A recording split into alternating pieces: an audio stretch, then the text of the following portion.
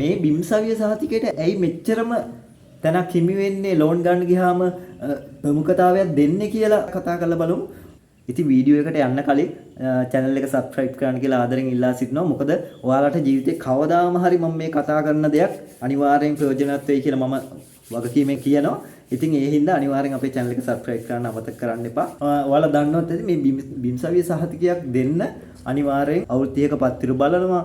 ඒ වගේම ශ්‍රේෂ්ඨයට ඇවිල්ලා බලනවා. ඔයාලා ඉඩම නිරවුල භුක්ති විඳිනවද කියලා බලනවා. එතකොට මායිම් ගැටලු නැද්ද කියලා බලනවා. පාරේ අයිතිය නිරවුල තියෙනවද කියලා බලලා ඒ සියල්ලම බලලා තමයි බිම්සවිය සහතිකයක් දීම සඳහා ඔබගේ නමින් ඉඩම ගැසට් කිරීමක් කරන්නේ. එතකොට රජයේ අතිවිශේෂ ගැසට් පත්‍රයක ඔබගේ නම, එතකොට ජාතික හැඳුනුම්පත් අංකය, ඒ සියලුම ලිපිනය, සියලු තොරතුරු ඇතුළත් වෙලා ඉඩමේ ප්‍රමාණය වගේ දේවල් පාර මොන පාරේද ඔයාලට අයිතිය තියෙන්නේ, ඒ වගේ සියලුම තොරතුරු රජයේ අතිවිශේෂ ගැසට් පත්‍රයක ඵල වුණෙන් පස්සේ තමයි ඒ ඵල වෙලත් මාසයක් විතර අපි බලනවා විරෝධතාකරුවෝ ඉන්නවද මේ ඉඩමට ඉදිරිපත් වෙන්න.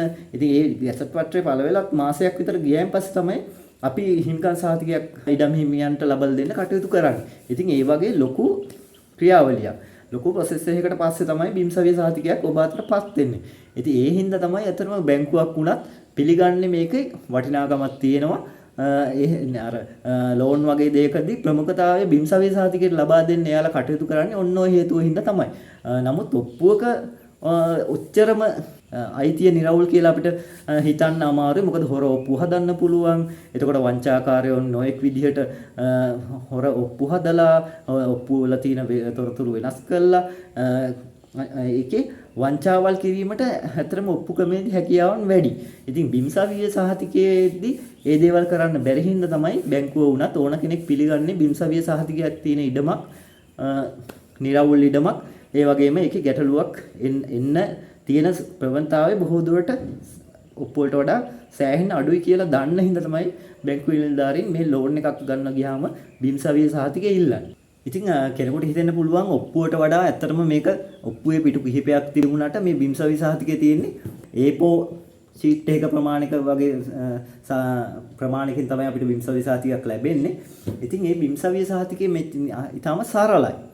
ඒකේ තියෙන්නේ කැඩස්තර සිතියන් අංකේ පොඩි මැප් එකක් තියෙනවා, දල සටහනක් තියෙනවා. ඒ වගේ මේක ඊටම සරල හින්දා ගොඩක් අය හිතනවා මේක අර ඔප්පුව තරම් වටින්නේ නැහැ කියලා. ඉතින් එයාලා හිතන්නේ මේ අපේ ඔප්පුවේ තියෙන විස්තර මොකුත් මේකේ නැහැ. නමුත් ගොඩක් අය පටලවා ගන්න තැනක් තමයි මේකේ තියෙන හැම විස්තරයක්ම ඩිජිටල් ක්‍රමයේ හරහා යන. එතකොට ඒක ඇතුලේ අංකවල සෑහෙන සම්බතාවයක් තියෙනවා. ඒ කියන්නේ කැඩස්තර සිතියන් අංකය වුණත්, කලාප අංකය, කැබලි අංකය හැමදේම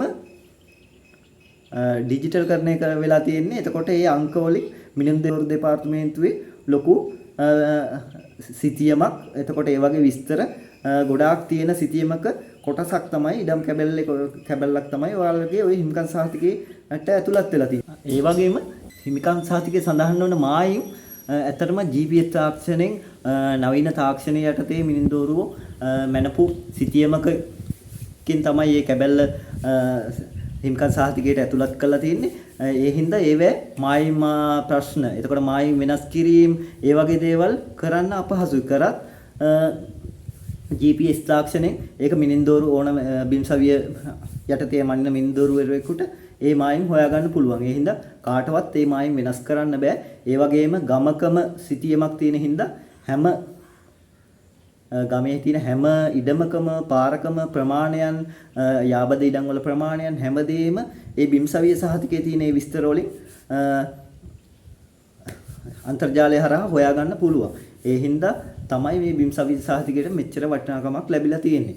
ඉතින් අන්න ඒ හින්දා තමයි සාමාන්‍ය වාගේ ওই තියෙන ලේඛන ලියාපදිංචි කිරීමේ යටතේ ලියාපදිංචි කරපු ඔප්පුවට වඩා බිම්සවිය සහතිකයට ලෝන් එකක් ගන්න ගියම ප්‍රමුඛතාවය ලැබෙනවා. වගේම බදු ලියන්න ගියත්, විකුණන්න ගියත් බිම්සවිය සහතිකය නීතිඥ මහතුරු වගේම ඉඩම් මිලදී ගන්න ඉඩ ගැනුම් කරුවොත් බිම්සවිය සහතිකයේ තියෙනවද කියලා උනන්දු වෙන්න හේතුව තමයි ඔන්න ඕක. ඉතින් මම හිතනවා ඔයාලට අද බිම්සවිය සහතිකය බැංකුව වලින් අර වටිනාකමක් දෙන එකේ දෙන්නේ මොකද කියලා ඔයාලට පැහැදිලි වෙන්නේ නැති කියලා. ඉතින් මේ වගේම තවත් ප්‍රායෝගික ඉඩම් සම්බන්ධ මාතෘකාවක් එක්ක අපි ආයෙත් දවසක හමු වෙමු.